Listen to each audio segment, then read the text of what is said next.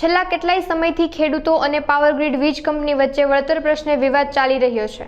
ગુજરાતના કચ્છ, મોરબી, પાટણ સહિત 14 જિલ્લાઓમાં ખેડૂતોમાં વીજ કંપનીની તરફથી વળતર ઓછું મળતું હોવાથી ખેડૂતો હવે પૂરતું વળતર લેવા માટે આંદોલન તરફ આગળ વધ્યા છે, જેની તૈયારીના ભાગરૂપે હળવદમાં આપ આગેવાન રાજુ કરપડાની હાજરીમાં ખેડૂત સંમેલન યોજવામાં આવ્યું હતું।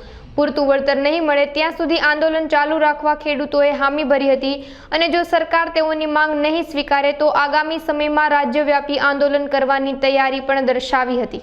છેલ્લા 8-10 મહિનાથી અમે વળતર બાબતે માળિયા તાલુકાના, હળવદ તાલુકાના, કચ્છના અને ગુજરાતના 14 જિલ્લાના ખેડૂતો લડત કરી કે અગાઉ જે લાઈન નીકળી અમારા વિસ્તારમાંથી તો એને 1003 રૂપિયા ચૂકવ્યા હતા વળતરના ચોરસ મીટરે। તો અમારી માંગણી છેલ્લા 8 મહિનાથી અમે મુખ્યમંત્રીને રજૂઆત કરી, વડાપ્રધાનને પણ અમે લેટર લખ્યો, ઉર્જા મંત્રીને રજૂઆત કરી। અમારી માંગ એક જ છે કે અગાઉ જે કંપનીએ વળતર ચૂકવ્યા છે એમાં 10% પ્લસ કરી અને અમને વળતર ચૂકવે। બીજી અમારી માંગ એ હતી કે ચોમાસામાં આ લોકો વરસાદ દરમિયાન જે કામ કરવા આવે છે, જેસીબી લઈને, હિટાચી લઈને, તો અમારા ખેતરમાં ત્યારે જેસીબી એનું 2 ફૂટ બેસી જાય। ચોમાસા દરમિયાન અમે અમારા ખેતરમાં ટ્રેક્ટર પણ નથી નાખતા, આ લોકો હિટાચી નાખે। એ અમારી બીજી માંગ છે।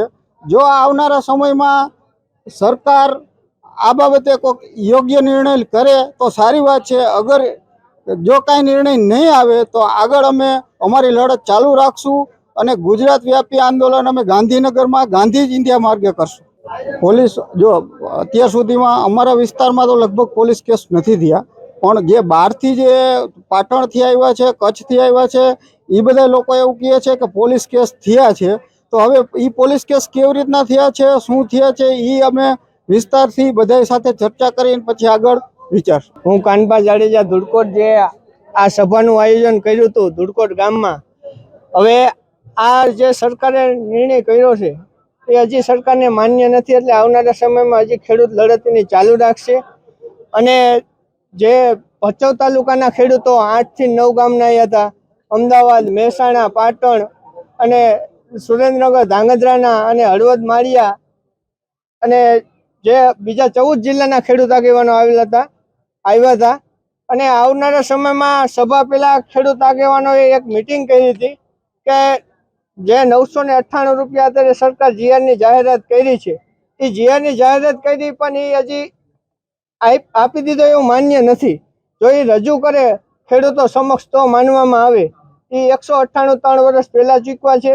એ ખેડૂત આગેવાનોએ નક્કી કર્યું છે કે આવનારા સમયમાં 1050 અને 3 વર્ષના 10% મોંઘવારી પ્રમાણે જો મળશે વળતર તો જ માન્ય રહેશે અને ખેડૂત સભાઓ તેની બંધ કરશે અને આવનારા સમયમાં જો એ વળતર નહીં રાખે તો લડત ચાલુ રાખશે। જય જવાન, જય કિસાન।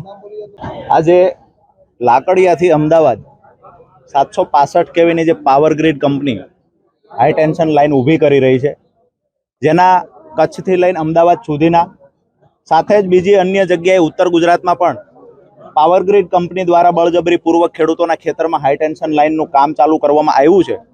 ત્યારે આજે હળવદ તાલુકાના ધુડકોટ ગામે 14 જિલ્લાના ખેડૂત આગેવાનો સાથે મિટિંગ યોજાઈ, જેમાં અનેક ફરિયાદો ખેડૂતોની હતી કે ખરેખર કંપનીવાળા મારકૂટનો ખોટા કેસો દાખલ કરી કચ્છની અંદર અમુક ખેડૂતોની ધરપકડ કરવામાં આવી છે। તમામ રૂટ પર જે ખરેખર ખેડૂતોને યોગ્ય વળતર મળવું જોઈએ, આ વળતર ચૂકવવાના બદલે એનકેન પ્રકારે ખેડૂતોને પોલીસનો ડર બતાવી, ખેડૂતોને ધમકાવી અને બળજબરીપૂર્વક જ્યારે કંપની લાઇનનું કામ ચાલુ કર્યું છે, ત્યારે આજે 14 જિલ્લાના ખેડૂતો સાથે મળી અને એક નિર્ણય કરવામાં આવ્યો છે કે ભૂતકાળના જે હુકમો થયા છે એ હુકમને અનુસંધાને જે 2024નો પરિપત્ર છે કે ખરેખર જે હુકમો થયા છે એને ડબલ કરી આપવા ખેડૂતને। ભૂતકાળમાં જંત્રીના 85% વળતર ચૂકવવાની વાત હતી, તો અત્યારે માર્ચ 2024માં ખરેખર જ્યારે ડબલ 200 ગણા વળતર ચૂકવવાની વાત છે, તો ભૂતકાળમાં અહીંયા જ આજથી 2 વર્ષ પહેલા મોરબી જિલ્લાની અંદર હુકમો થયા છે કે પર મીટરે 1000 રૂપિયા, 1003 રૂપિયા વળતર ચૂકવવું। આજે કેમ કંપની ના પાડે છે? આજે કેમ કલેક્ટર ખેડૂતના ફેવરમાં નિર્ણય નથી આપતા? ભૂતકાળમાં 2 વર્ષ પહેલા જ આ નિર્ણયો લેવાયા છે। તો આજે ખેડૂતની માંગણી છે કે મોંઘવારી પ્રમાણે અને જે દર વર્ષે 10% વધારો કરી આપવાની વાત છે એ પ્રમાણે તમામ ખેડૂતોને વળતર ચૂકવવામાં આવે. અગર વળતર ચૂકવવામાં કંપની આનાકાની કરશે અને દબંગાઈ કરી બળજબરીપૂર્વક ખેડૂતના ખેતરમાં ઘૂસવાના પ્રયત્ન કરશે તો ગાંધી ચિંધ્યા માર્ગે 14 જિલ્લામાં જબરજસ્ત ખેડૂત આંદોલન ઊભું થશે. સરકારને નમ્ર વિનંતી છે કે જગતના તાતને ઉશ્કેરવાનું બંધ કરે અને ખેડૂતના હિતમાં નિર્ણય લે.